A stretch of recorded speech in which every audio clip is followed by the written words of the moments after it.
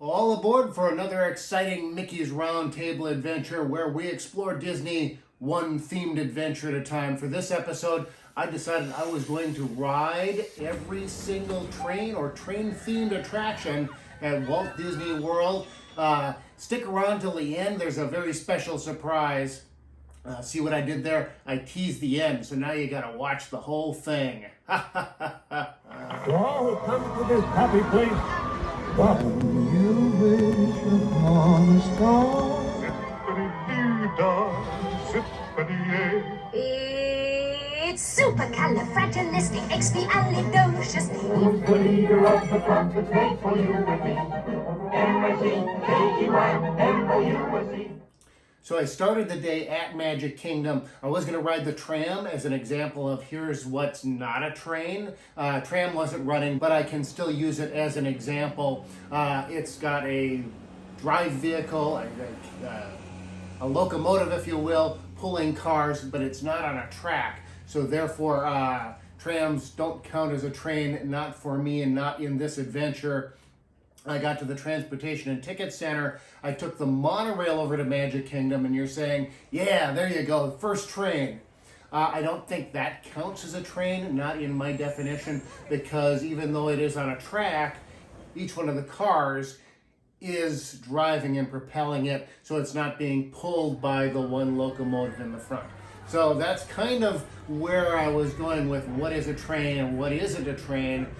So when I got into Main Street, I thought about it, and not just on the morning that I did the adventure, but leading up to the adventure. Which attractions do I include? Which attractions do I not include? And what about the horse-drawn trolley down Main Street? It's on a track, but it's just the one car, but it is being pulled by a horse. The equivalent of a locomotive, right? So it's pulling something. So yeah, that counts. It runs for a very limited time in the morning. The Dapper Dans will go out and they'll go up and down Main Street and sing some songs and do their shtick.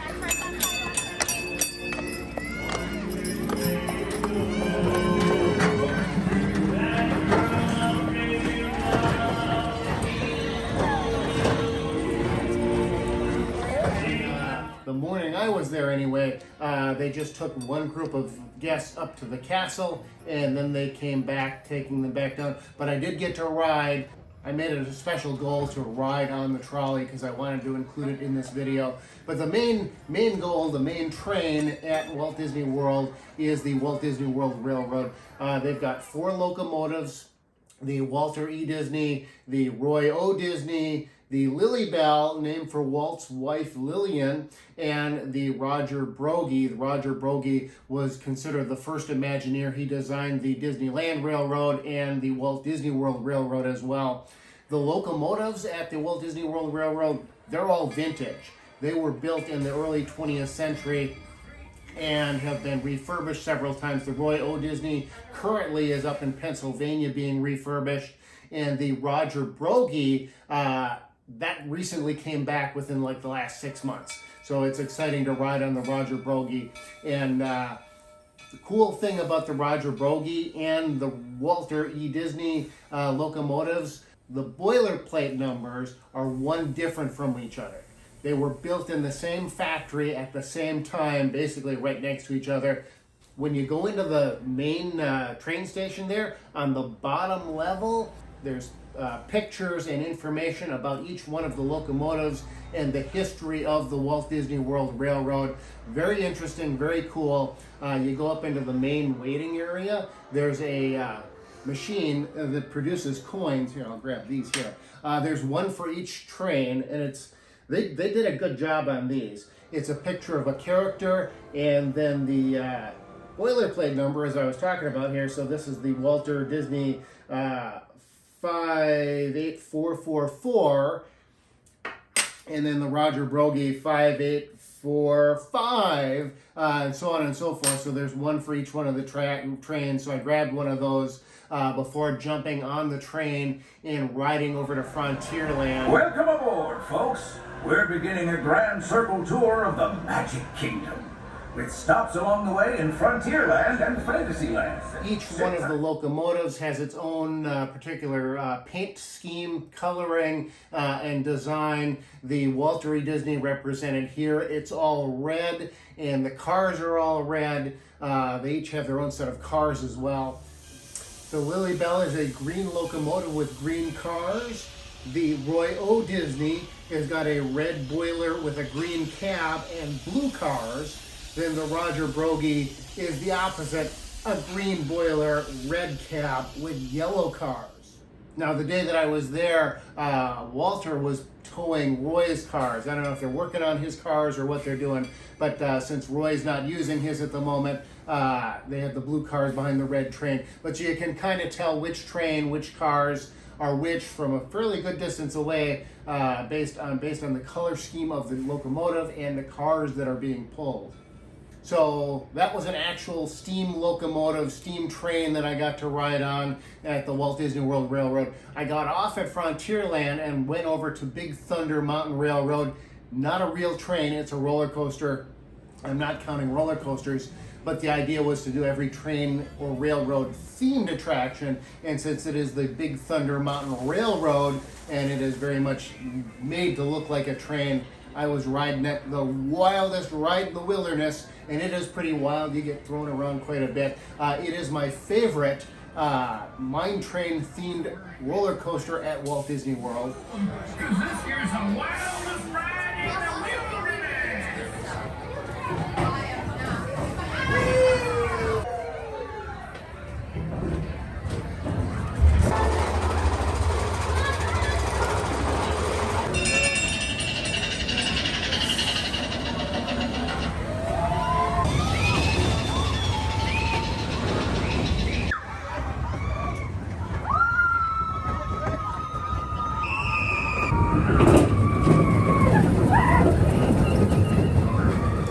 On that twice before heading back over to the train station, and then I was going to ride the train from Frontierland over to Storybook Circus. There's 3 stations total, but unfortunately it was closed at the moment when I went over there. Apparently they were testing something at the new former Splash Mountain Tiana's Bio Adventure.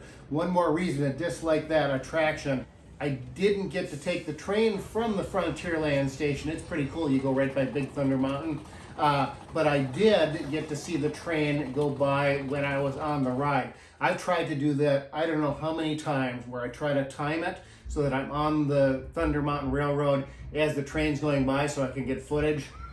Never gotten any. Today I wasn't even trying, and there comes the Roger Brogy steaming on by.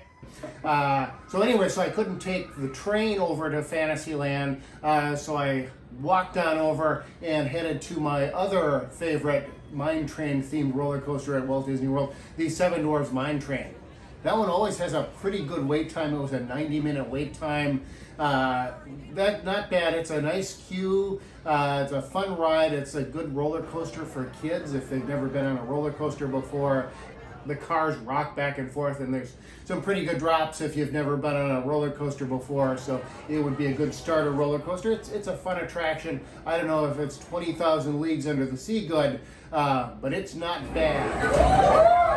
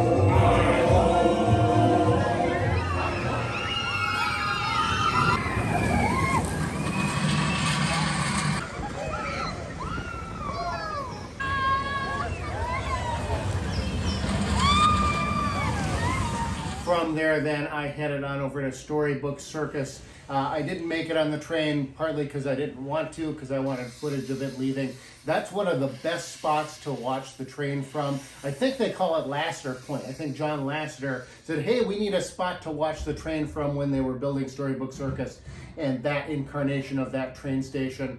So you get a cool view. They need more views of the train. It's really tough sometimes, and especially being somebody that goes around trying to get footage of the train. The riverboat is the best place to watch the train from, if the timing works out. Anyway, I'm partial to the riverboat and the train. So in Storybook Circus, the restrooms are themed to like a roundhouse, and then out in front they've got a Casey Jr. Circus train splash pad. It wasn't operating when I was there, not that I was going to run around in the water and get wet. I don't think I would have anyway. But though that is themed to the Casey Jr. Circus train. Out at Disneyland in California, they've got an actual kiddie circus train, Casey Jr. Circus train you can ride on. They should build that there at Walt Disney World. That would be pretty good. You could put it where Pete's Silly Sideshow is. Anyway, I've never ridden on that one. I'm going out there next month. Maybe I'll do that then and see whether it's worthy of Walt Disney World. Of course it is. Fantasyland is the third station. There's some cool nods to Walt Disney's Carolwood Pacific Railroad that he had in his backyard there as well. So Main Street, Frontierland, Fantasyland, Storybook Circus, you can hop on the train there. That's where they've got the water tower. So it's not a fake water tower, it's not pretend. They actually fill up the trains with water there. They'll add some oil. Maintenance comes out and they'll check over the trains at that station before it heads on through Tomorrowland and on back to Main Street, USA. So I took that the rest of the way around. The cool part about Tomorrowland and the railroad, you go through the Tron tunnel. It goes right under the queue for the new Tron ride. And that's the whole reason the train was shut down for about 4 or 5 years recently, because they were building that Tron roller coaster. But the neat thing is you're going through the tunnel. On the one side, there's windows. On the left side, if you catch it just right, you'll see one of those Tron light cycle roller coaster cars run by. So from Main Street to Frontierland, I got to ride on the Roger Brogy. Then from Fantasyland, Storybook Circus, I got to ride on the Walt Disney. So I did ride on both locomotives that were operating that day. So when I got back to Main Street, I hung out a little bit longer just to watch the train leave the station. It's cool. The steam comes out and it's neat. Anyway, back on the monorail. Actually, no, I wasn't back on the monorail. I almost went over to the monorail, but it didn't go where I wanted to go. I had to take a bus. So I headed over to the buses and jumped on a bus to Animal Kingdom, where the other steam train is. Well, not really a steam train. If you head on over to the Africa area there at Animal Kingdom, you will find the Wildlife Express, a train station in the Harambe village that takes you to Rafiki's Planet Watch, part of the conservation station. It looks like a steam locomotive. It's not actually steam powered. It's a diesel locomotive, just made to look like a steam train. I suppose it was less expensive and less maintenance and all of that. A lot of really good theming on it, made to look like a train in Africa, and it's got luggage up on the roof rack and everything. Unlike the Walt Disney World Railroad over at Magic Kingdom, it has only 2 stops. It is the means to get to Rafiki's Planet Watch.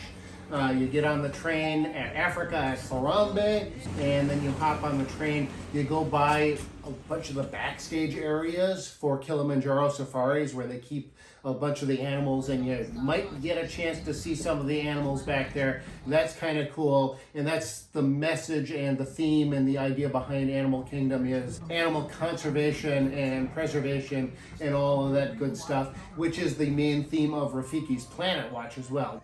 I was getting hungry. It was afternoon by that time, so I headed to my favorite quick service restaurant at Animal Kingdom, the Harambe Market.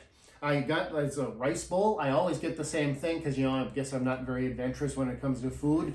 But then it was different. I think they changed the menu up a little bit or something. So I ended up trying something new without even trying. So I do like the food there. But then also the other cool part is you get to see the train come by. Now it's behind a chain link fence and all of that.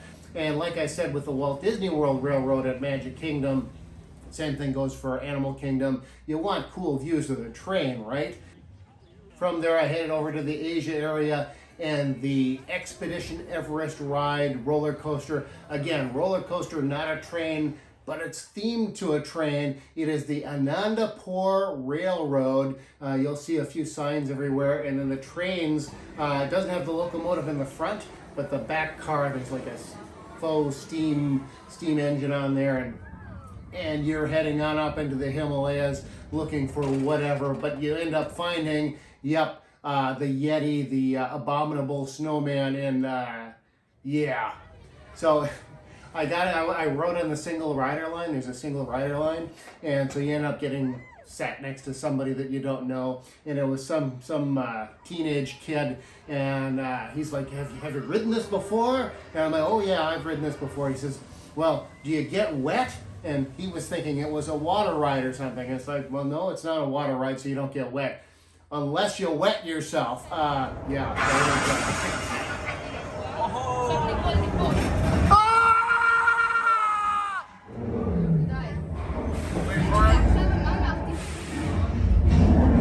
Oh, boy. There we go.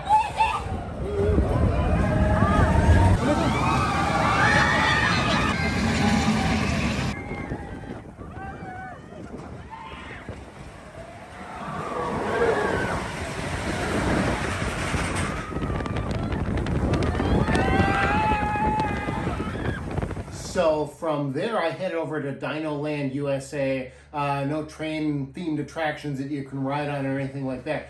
But next to Dino-Rama, Hester and Chester's Dino-Rama, and the gift shop that's there, if you look up in the ceiling, you will see there is a model train that goes around.